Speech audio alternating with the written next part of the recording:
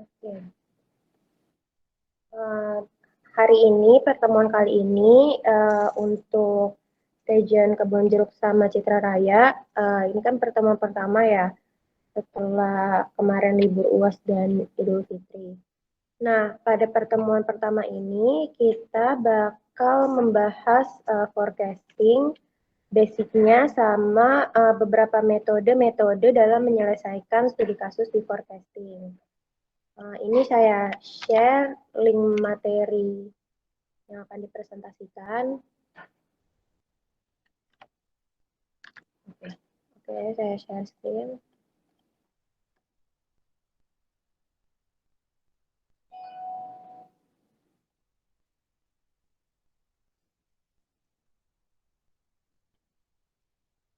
Oke, pertemuan pertama ini kita akan membahas mengenai forecasting.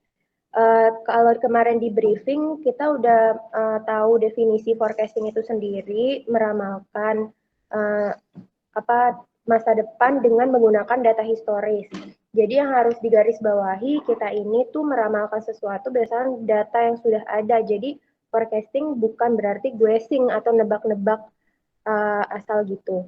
Nah, forecasting ini tuh bertujuan untuk apa? Pasti dalam sebuah perusahaan, manajer akan selalu berusaha untuk mereduksi adanya ketidakpastian. Nah, dengan forecasting ini, manajer di perusahaan dapat mengestimasi apa yang akan terjadi di masa depan. Itu tujuan dari forecasting sendiri. Nah, tujuan lainnya dari forecasting yang pertama adalah sebagai dasar pengambilan keputusan, antisipasi delay dalam kebijakan perusahaan, dan pengkaji kebijakan perusahaan. Peran forecasting juga banyak, tidak hanya dalam produksi doang, ada bidang finance, human resource, atau marketing. Tapi yang kita fokuskan ini dalam bidang produksi. Nah, kalau teman-teman perhatiin di materi sistem produksi sendiri itu ada yang namanya materi requirement planning. Itu bisa juga dicari melalui metode cara forecasting. Kita juga bisa meramalkan mengenai schedules atau beban kerja, workload. Nah, di sini teman-teman lihat di layar ada elements of good forecast. Jadi, saat kita ingin meramalkan sesuatu, ada syarat-syarat agar forecast itu baik atau forecast itu sangat optimal data yang diambilnya. Yang pertama, forecast yang dihasilkan itu harus meaningful, di mana peramalan harus berarti dan masuk akal, datanya harus masuk akal. Lalu written, maksud written ini, data historis yang diambil itu merupakan data yang sudah diarsipkan oleh perusahaan. Misalnya ingin meramalkan data untuk 24 bulan ke depan. Berarti kita harus mengambil data yang sudah diarsipkan, data historis 24 bulan sebelumnya, seperti itu. Lalu ada elemen selanjutnya yaitu easy to use. Peramalan jangan sampai menyulitkan kegiatan operasi yang ada. Jadi ini kan peramalan itu hanya salah satu metode ya untuk mempermudah. Tapi teman-teman harus perhatikan bahwa hasil peramalan ini jangan sampai mengganggu siklus produksi yang ada. Lalu selanjutnya data peramalan harus reliable, yaitu dapat membangun kepercayaan diri user. Selanjutnya adalah accurate, yaitu peramalan harus akurat sehingga bisa menjadi pembanding. Garis bawahi di sini hasil forecasting itu hanya dijadikan pembanding, bukan jalan satu-satunya dalam uh, produksi di perusahaan. Lalu yang keenam ada timely. Perhatikan waktu, karena forecasting ini akan berkaitan dengan horizon waktu. Entah horizon waktu di sini maksudnya apa? Peramalan ini akan digunakan untuk jangka pendek kah, jangka menengah, atau jangka panjang. Kemudian, nah dalam menyusun forecasting itu ada langkah-langkahnya. Yang pertama menentukan tujuan forecasting.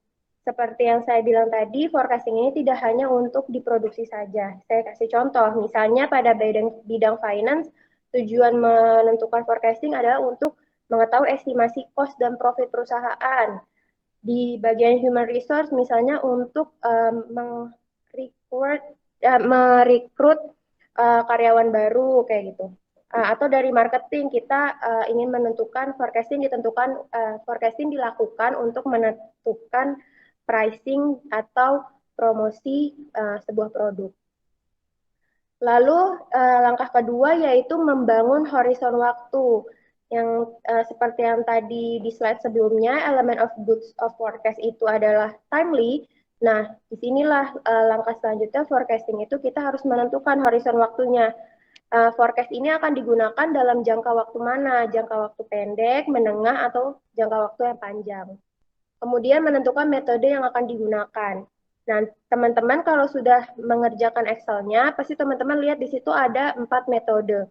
Yang pertama ada regresi linier, regresi kuadratis, double exponential smoothing yang dibagi menjadi dua, yaitu Des-Brown dan Des-Fold. Nah, itu metode-metode yang digunakan dalam menyelesaikan studi kasus forecasting. Lalu jika metode sudah ditentukan, selanjutnya adalah mengumpulkan data dan menganalisa data.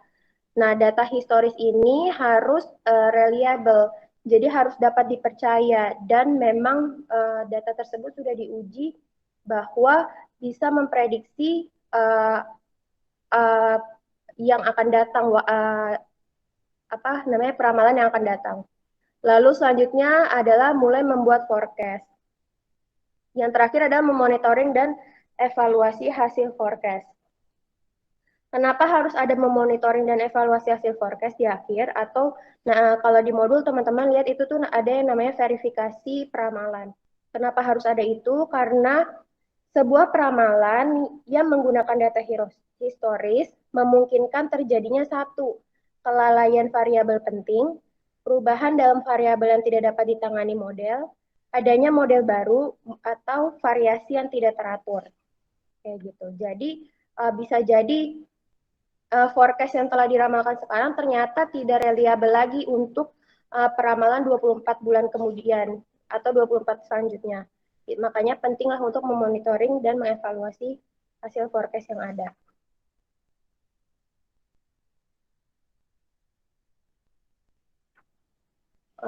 Di sini ada model forecasting. Model forecasting itu ada dua, yaitu model kualitatif dan model kuantitatif. Model kualitatif yaitu metode yang menganalisa kondisi objektif atau didasarkan pada data kualitatif masa lampau. Jadi pada model ini lebih menekankan kepada intuisi dari si yang akan mengeksekusi peramalan. Faktor pendukungnya bisa teman-teman lihat di sini intuisi, opini, pengalaman penjualan, dan sistem nilai pengambilan keputusan. Pengalaman penjualan ini biasanya menggunakan metode Delphi kalau di modul seperti itu. Tinjauannya apa atau yang biasanya digunakan sebagai bahan pertimbangan dalam meramalkan suatu data, tinjauannya apa? Yaitu ada dugaan manajemen, market research, dan opini tenaga penjualan. Lalu selanjutnya ada model kuantitatif, yaitu metode yang menganalisa kondisi dan mendeskripsikannya ke dalam model matematis. Faktor pendukungnya apa? Tersedia informasi tentang masa lalu, informasi dapat dikuantitatifkan dalam data numerik, dan dapat diasumsikan beberapa aspek pola masa lalu akan berlanjut di masa yang datang. Tinjauannya ada dua, yaitu time series model atau model yang berdasarkan runtun waktu dan asosiatif model. Nah, di time series model ini nanti dibagi lagi menjadi tiga. Yang pertama, naive approach, yang kedua, moving average, dan yang ketiga, exponential smoothing. Exponential smoothing ini nanti dibagi lagi menjadi tiga. Ada single exponential smoothing, double exponential smoothing, dan triple exponential smoothing. Namun yang kita pelajari di Excel nanti hanya yang double exponential smoothing, yaitu dari Brown dan dari Hall. Kemudian untuk asosiatif model ini contohnya adalah linear regression dan non-linear regression. Kalau linear regression itu regresi linear dan non-linear regression itu regresi kuadratis.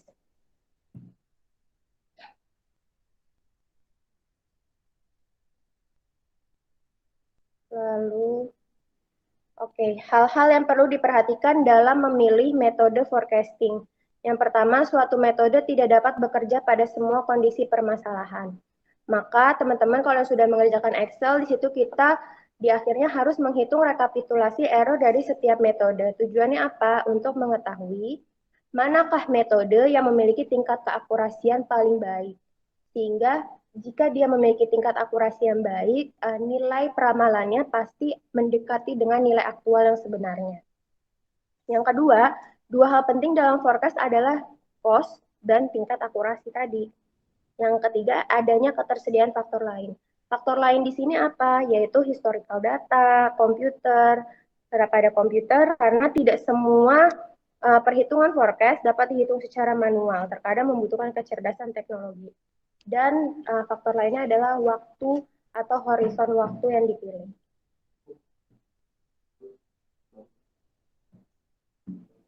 Oke, kita lanjut ke metode-metode yang ada di peramalan.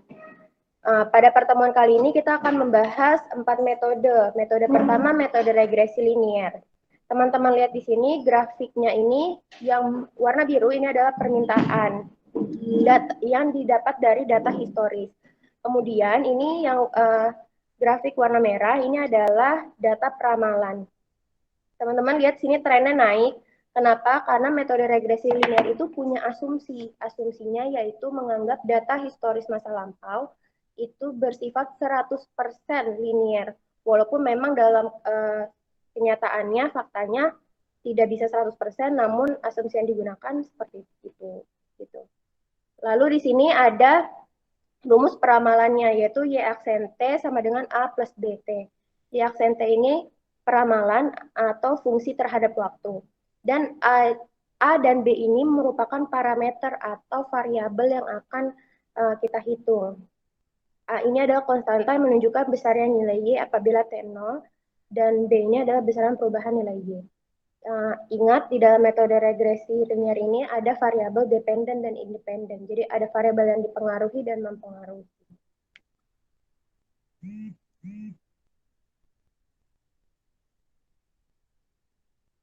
Selanjutnya, metode yang akan kita pelajari adalah metode regresi kuadratis.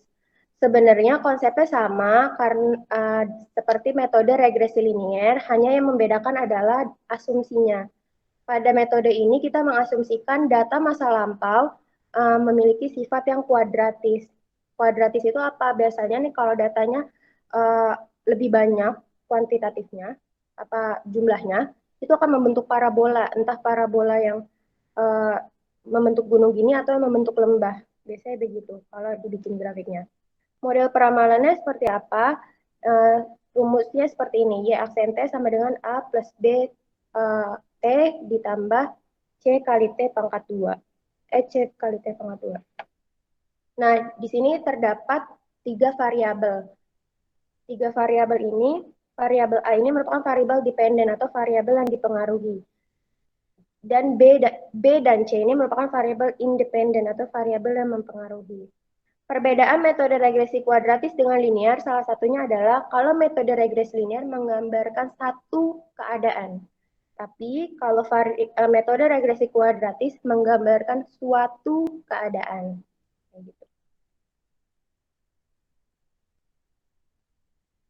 Selanjutnya kita beralih ke metode double exponential smoothing. DES ini kepanjangannya double exponential smoothing. Metode ini cocok untuk meramal hal-hal yang fluktuasi secara random atau tidak teratur. Lalu cocok juga untuk data historis yang tidak terlalu besar. Pada metode ini, pemberian bobot secara bertingkat pada data terbaru sehingga data tersebut memiliki bobot yang lebih besar. Salah satu metode double exponential smoothing yaitu metode dari Brown. Bisa teman-teman lihat di modul halaman 7. Di sini, pada metode Des-Brown, di sini terdapat konstanta pemulusan atau alfa. Nilai alfa bisa bersifat subjektif, dan nilai alfa ini berada pada rentang lebih dari 0 dan kurang dari 1. Itu nilai alfanya. Dalam memilih nilai alfa, pilih yang nilai errornya terkecil sehingga hasil forecast tidak berbeda jauh dari nilai aktual. Teman-teman kan di Excel kemarin baru kita ajarin menghitung Des-Brown menggunakan alfa yang 0,1. Nah, nanti saat penulisan laporan, teman-teman kembangkan nilai alfanya misalnya pakai 0,3, ada yang pakai 0,5, asalkan nilainya tidak lebih dari 1. Dan harus positif. Nanti teman-teman bandingkan hasil dari nilai tersebut, apakah mana yang lebih mendekati nilai aktualnya. Oke. Selanjutnya ada metode double exponential smoothing yang dari Holt atau Des-Holt. Metode ini digunakan untuk meramalkan data runtun yang memiliki pola tren. Berbeda dari metode Des-Brown, dia memiliki dua parameter yaitu alpha dan gamma sebagai konstanta permulusan. Untuk alpha itu merupakan konstanta permulusan level dan untuk gamma itu konstanta permulusan tren. Bobot alfa dan y dapat dipilih subjektif dengan meminimalkan ukuran error. Kelemahan dari metode Des-Brown dan Des-Holt ini sendiri adalah sering mengalami over forecasting atau jauh lebih besar dibanding data aktualnya. Namun di sisi lain juga terdapat keuntungan dari kedua metode ini yaitu relatif sederhana, biayanya rendah dan dapat membantu peramalan yang jangka pendek dan menengah. Oke. Sekian dari, maaf ada tambahan lagi. Teman-teman mungkin di Excel ada melihat sheet rekapitulasi error. Nah, di rekapitulasi error itu ada nilai MAD, MSE, dan MAPE. Itu nilai apa? Kalau MAD itu adalah mean absolute deviation, yaitu deviasi simpangan mutlak secara rata-rata pada sebuah data terpusat. Untuk mean square error atau MSE, yaitu untuk mengecek estimasi berapa nilai kesalahan pada peramalan. Semakin mendekati 0, semakin baik. Dan yang terakhir ada mean absolute percentage error atau MAPE, yaitu presentasi kesalahan rata-rata secara mutlak. Semakin kecil nilai, maka semakin akurat hasil peramalan. Biasanya MAPE ini ada range-nya. Kalau kurang dari 10 berarti model peramalan sangat baik. Jika 10 hingga 20% berarti model peramalannya baik. 20-50% berarti model peramalannya layak. Dan kalau di atas 50% model peramalan tersebut buruk. Sekian materi yang dibahas pada hari ini. Jika memang teman-teman ada yang ingin ditanyakan terkait materi yang baru dibahas atau Excel yang sudah dalam proses pengerjaan, silakan ditanyakan. Terima kasih.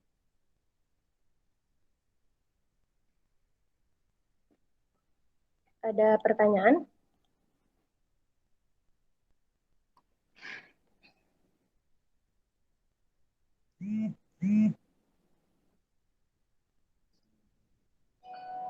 Excel-nya sudah belum dicek lagi sih. Excel-nya ada kendala dalam pengerjaannya, di tutorialnya apa sudah cukup jelas? Kalau ada yang mau ditanyakan, saya kasih waktu 10 menit untuk diskusi ya. Saya mau nanya, Kak. Ya, silakan. Kak, sebelumnya saya nanya tadi untuk materi kan tadi ada aktual sama perkiraan ya. Ada aktual terus ada perkiraan. Nah, itu kalau hasilnya buruk tadi gimana Pak? Maksudnya Kak, saya belum mudeng nih. Oh, yang ini error ya? Iya, yang error itu. Jadi kalau teman-teman buka di sheet rekapitulasi error, di situ kan ada, sebentar, saya share screen Excel-nya.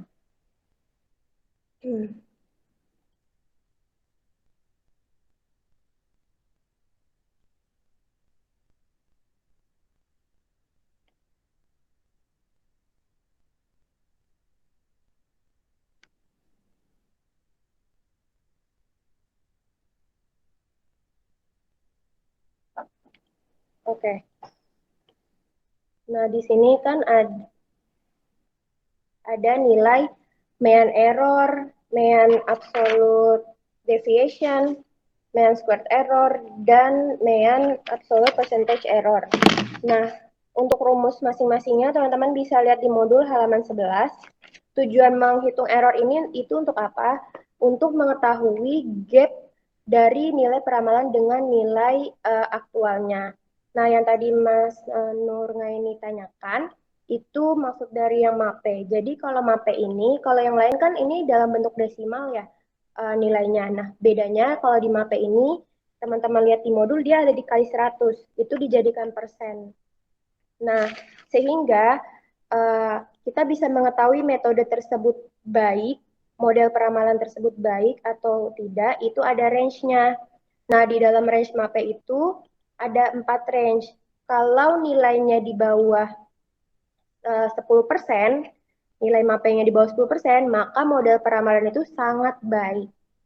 Tapi kalau di antara 10 sampai 20% itu model peramalannya baik. Dan dari 20 sampai 50% model peramalannya sangat layak. Untuk yang lebih dari 50% berarti model peramalan tersebut buruk. Nah, ini teman-teman lihat kalau begini. Ini kan hasil akhirnya. Mapenya ada yang 10, 10, 13, 15, 17, dan 20. Kalau udah seperti ini, berarti kesimpulannya tidak perlu berpatokan pada range MAPE saja. Ini kan tujuannya untuk memilih model mana, membandingkan model mana dari keempat model ini yang paling optimal ya. Sehingga tinggal pilih saja yang presentasinya paling rendah. Maka itulah model yang optimal untuk menyelesaikan studi kasus yang ada. Seperti itu. Range MAPE ini cuma sebagai gambaran. Misalnya nanti di pelaporan teman-teman mau menganalisanya sampai sedetail kayak nilai MAPE regresi linier itu di range 10%. Dia mengartikan apa-apa. Tapi kalau teman-teman hanya untuk menentukan metode mana yang paling baik, cukup lihat saja dari angka-angkanya. Gitu. Sudah dipahami? Mau nanya lagi Kak, kalau yang apa tadi aktualnya itu nilainya yang mana Kak? Kalau aktualnya itu tadi kan antara aktual sama itu kan tadi katanya mendekati ya. Nah, kalau nilai aktualnya itu yang mana Kak? Oke, nilai aktual itu adalah data nilai yang diambil dari data historis. Ini nih, kalau dalam studi kasus nilai permintaan ini nilai aktual. Nilai peramalan itu nanti setelah diolah menggunakan beberapa metode, nah ini nilai peramalannya. Nah, kalau di sheet Excel nilai aktualnya permintaan, nilai peramalannya ini setelah dihitung. Lalu nanti untuk errornya atau gap-nya perhitungannya adalah permintaan dikurangi peramalan. Seperti itu. Ada lagi? Oh iya iya. Berarti memang angkanya itu mendekati ya 3240 Ya, sama ya. gitu ya. Kita mencari nilai peramalan yang paling mendekati aktualnya. Seperti itu. Ada lagi yang mau ditanyakan teman-teman?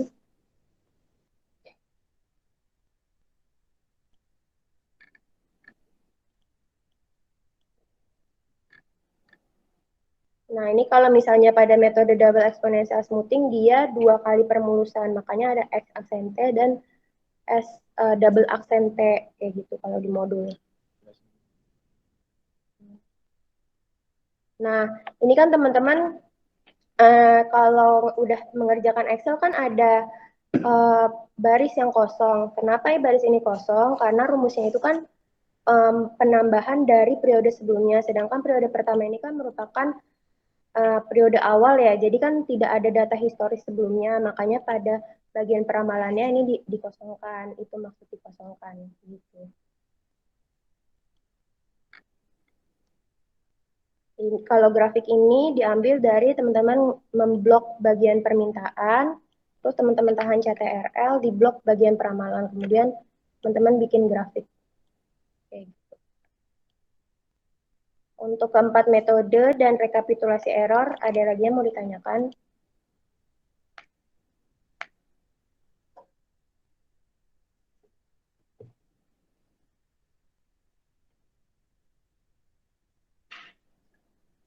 Iya.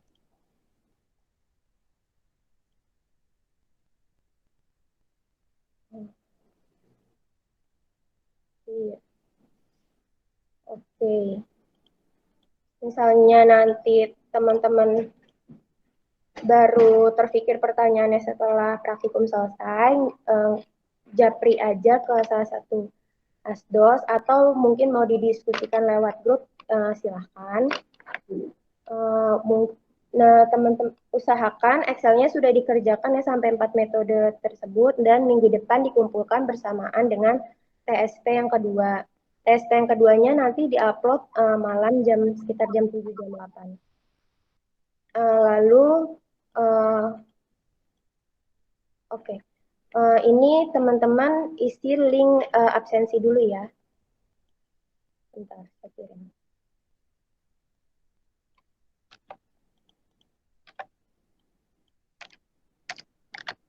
Ya, sudah ada di ini chat, di tab chat itu link absensi diisi. Nanti kalau sudah infokan ya.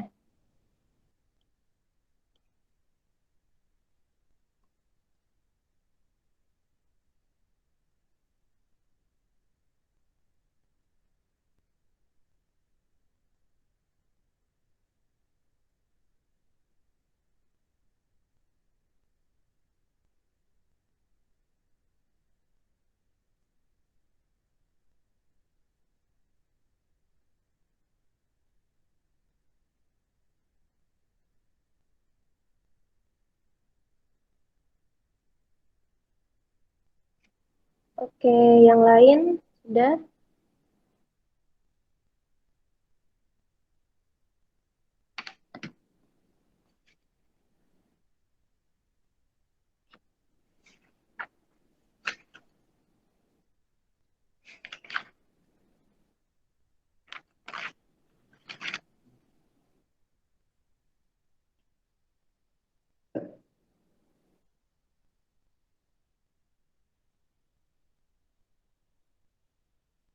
Sudah. Kak, saya mau sambil nanya lagi ya kayak. Oke, silakan. Itu yang ngerjain yang foresting ramalan itu pribadi ya Mbak? Sendiri-sendiri ya? Ya Kak ya? Iya, tapi Oh. nanti untuk Excel-nya sendiri-sendiri dulu. Nanti kan minggu depan ini kan materi terakhir forecasting mengenai verifikasi peramalan. Nah, baru itu akan ada sidang penulisan laporan. Itu baru berkelompok. Jadi Excel yang untuk latihan ini kerjakan dulu sendiri-sendiri. Nanti yang buat laporan baru kerjakan berkelompok. Kalau ada yang belum dapat kelompok, hubungi. Iya, iya.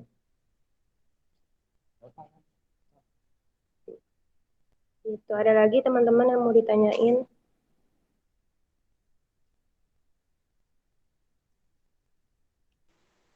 Kak Salsa, Iya, silakan. Kenapa?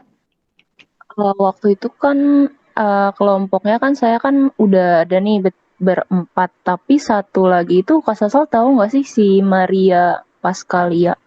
Mm-mm. Itu yang mana ya? Yang Maria itu saya sudah cari di e-learning ya. Terus sudah ngehubungin pihak kemahasiswaan. Itu nggak ada kontaknya sama sekali dan nggak ada ngehubungin bagian BPPU ya. Kalau itu ya Bu Ibu Indri. Nggak ada ngehubungin. Jadi nggak apa-apa bertiga aja. Uh, kan range pengumpulan laporannya 2 minggu. Nanti dikasih form apa struktur laporannya kayak gimana, kita presentasiin, kita jelasin. Oh, oke, sih. Thank you, Kak. Ya Maria itu anggap aja nggak ada, soalnya memang kontaknya udah diusahakan cari, nggak nemu kita. Oke, thank you, Kak. Ya, Sama Kak, mau nanya juga nih yang Yogi Sagusti juga nggak ada ya Kak? Nggak ada kontaknya ya Kak? Yogi Sagusti. Heeh, Iya. Yang Yogi Sagusti diinin aja, Mbak Putri, dikeluarin aja. Soalnya kemarin hubungin saya, dia tuh posisinya sebenarnya mau wisuda, cuman kondisinya dia disuruh sama kemahasiswaan ngambil praktikum mendadak. Padahal dia udah sempat ngikut Sispro 3 SKS, dipindah ke kelompok lain, udah nggak apa-apa. Oh gitu, berarti saya bertiga aja ya Mbak ya? Uh, Oh ya, makasih ya Kak.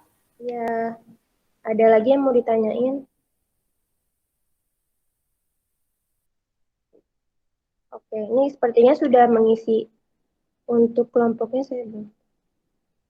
Oh, nanti yang belum dapat yang belum tahu kelompoknya, saya share lagi deh kelompok-kelompoknya di grup ya. Terus ini nanti ada link kuis, teman-teman kerjakan. Sekarang kan 13.45. Saya kasih waktu 45 menit. Jadi 13.30 linknya saya kunci ya. Teman-teman bisa kerjakan kuisnya. Nah, jadi ini saya tutup aja. Kalau memang tidak ada pertanyaan, namun kalau misalnya nanti setelah praktikum ada pertanyaan-pertanyaan lain, silakan japri ke kami atau mungkin mau didiskusikan lewat grup, kami silakan. Kurang lebihnya mohon maaf apabila ada materi. Ini Ini kuisnya sampai maksudnya berapa lama ya? Soalnya kan ini udah jam 1.46. Dikasih waktu sampai berapa lama? 45 menit dari sekarang.